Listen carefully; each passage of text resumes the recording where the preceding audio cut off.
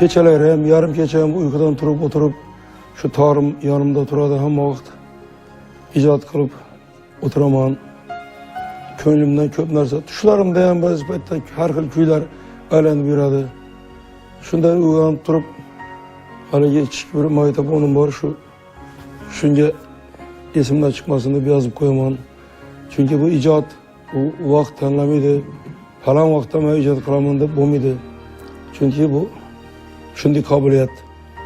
O'zi Alloh bergan bir qobiliyat deymiz. Ham ko'p eshitaman o'zbek kuy qo'shiqlarimizni, ustozlarning xonishlarini, mana shu kim nima bilan falonchi bo'lib nomi chiqqan. Hammani nomi chiqadiki bir ashulaman men. Assalomu alaykum.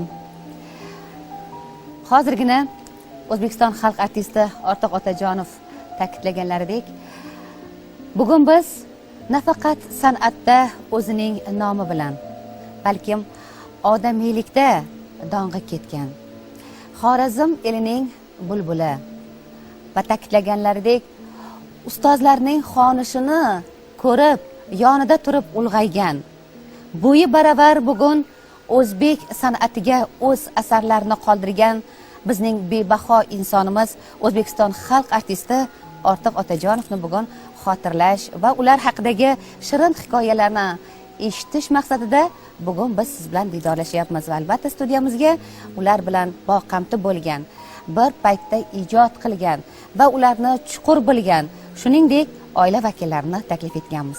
Barchalarni studiyamizda xush ko'rdik azizlarimiz. Avvalambor assalomu alaykum aziz san'at shaydolari, aziz muxlislar. Ayniqsa mana shu O'zbekiston xalq artisti, Turkmaniston xalq artisti, Qoraqalpog'iston xalq artisti Ortiq Otajonov ustozimiz muxlislariga men tasanno ta'zim qilaman. Sababi endi Ortiq ustoz o'zidan keyingi chiqqan qanaqa qaysi hofiz bo'lsa ham ustoz hisoblanadi.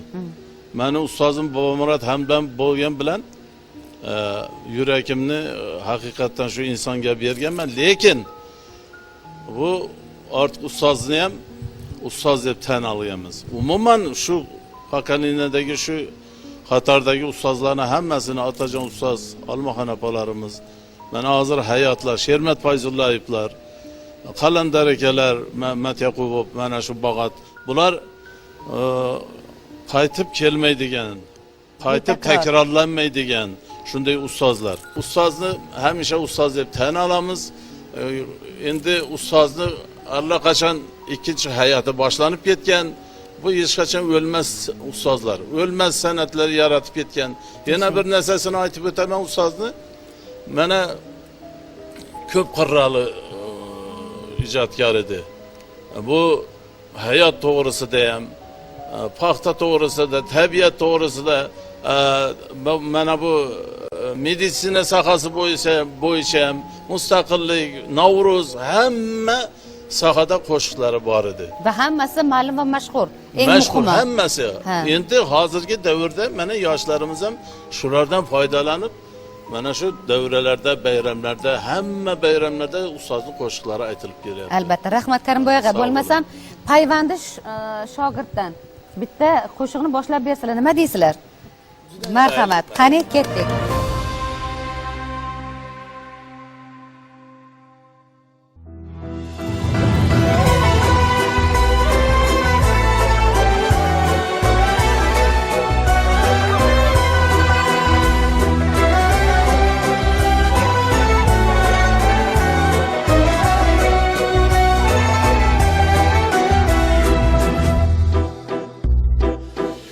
Aziz odamlar, aziz insonlar, orzu umidlari olam jahonlar, oltin ostonali gulxonadonlar, mehrli bo'laylik mehribonlar, oltin ostonali gulxonadonlar, mehrli bo'laylik mehribonlar, mehrli bo'laylik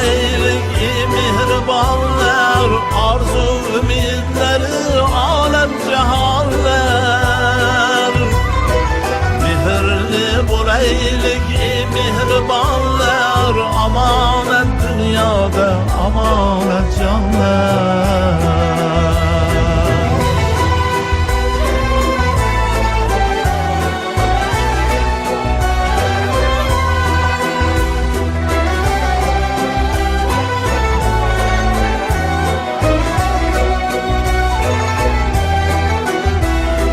Ko'ngil manzilini ko'zlab yashaylik, taqdir tolisini izlab yashaylik. Hayotning husnini bezab yashaylik, mehrli bo'laylik ey mehribonlar.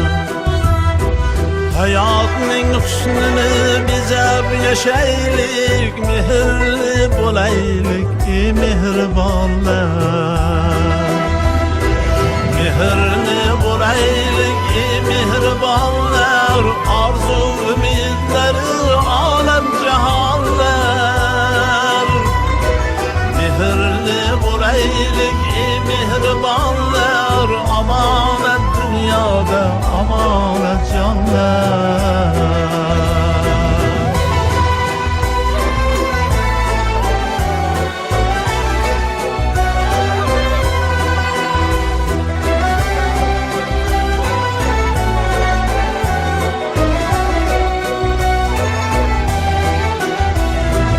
Ayting aytilmagan tilaklaringiz, sevishlarga to'lsin yuraklaringiz. Baxtli bir-birovga kelakligingiz, mehrli bo'laylik ey mehribonlar. Omonat dunyoda, omonat jonlar. Ey aziz odamlar, aziz insonlar, orzu umidlari olam jahonlar. Oltin ostonali gulxonadonlar, mehrli bo'laylik ey mehribonlar. Mehrli bo'laylik ey mehribonlar, orzu umidlari olam jahonlar. Mehrli bo'laylik ey mehribonlar, omonat dunyoda, omonat jonlar. Omonat dunyoda, omonat jonlar.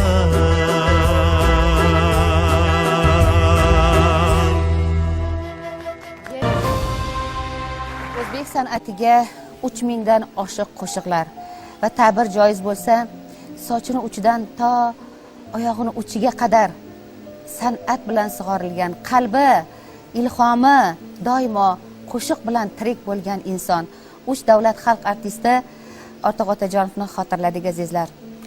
Xalqimizda shunday bir maqol bor. Olimning o'limi olamning o'limi deyshadi. San'atkorning o'limi esa torning o'limi deyman. Bilmadim. Lekin Ortiq Otajonov qoldirgan qo'shiqlar hali hamon mana shogirdlari tomonidan kuylanyapti. Torlar esa hech qachon ular o'lim bilmaydi. Hali hanuz farzandlari, shogirdlari timsolida bu torlar yana chiroyli bir ovozlar bilan yangrayapti. Demak, qo'shiqlar bardavom. Inson qachon bu yorug' olamdan tamomila nomi o'chib ketishi mumkin? Qachonki uni hech kim eslamay qo'yganida. Bugun biz xotirlayapmizmi? Demak, Ortiq Otajonov barhayot. Ularning qoldirgan qo'shiqlari abadiyatga, manguga daxldor. Azizlar, yana diydorlashguncha.